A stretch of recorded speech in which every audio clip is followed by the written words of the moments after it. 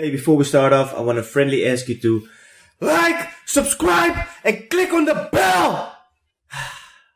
Now let's continue with this video.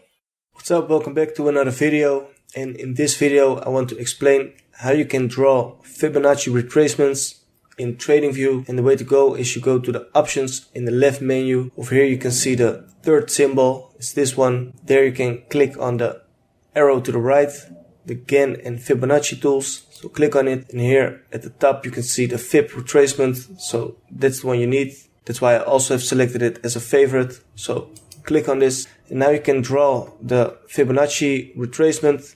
And how to do it is, in an uptrend you can draw the point from the lowest point to the highest point. So in this case it could be from this point all the way up to this point.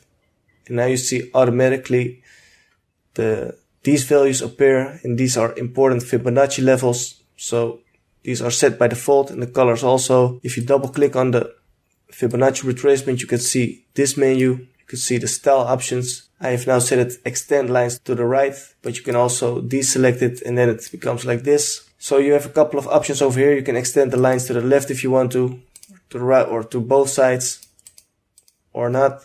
You have a couple of more Fibonacci levels that you can select.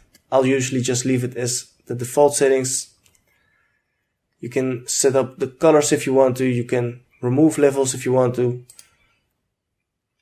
Over here you have the coordinates options. I don't do anything with this normally. And over here you have the visibility options, and I'll also leave this as default. So only the style options you can play around with.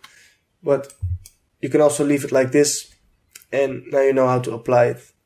But I'll usually set it with the extended lines to the right, so then I can have a better understanding of important price levels in the future. So I'll delete this again. Let me draw another one from the top to the bottom. So for example, select the Fibonacci tool, go to the highest point, in this case that's this one, go all the way to the lowest point, that's this one. And now you see important levels on the chart. So that's how you can use it. So to summarize it one more time, and important to remember is that if you want to draw the Fibonacci retracement, you need to select the most recent significant swing high and the swing low. Draw the line. If it's an uptrend, you need to draw the line from the lowest to the highest point, and in a downtrend you need to draw the line from the highest to the lowest point.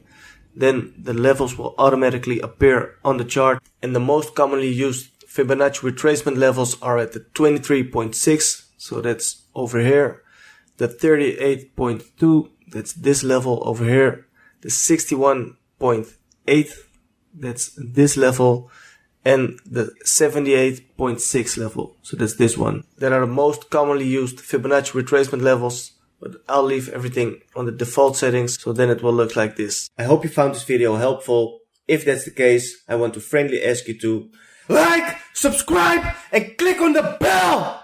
Thanks for watching, have a nice day, and I hope to see you back again in another video.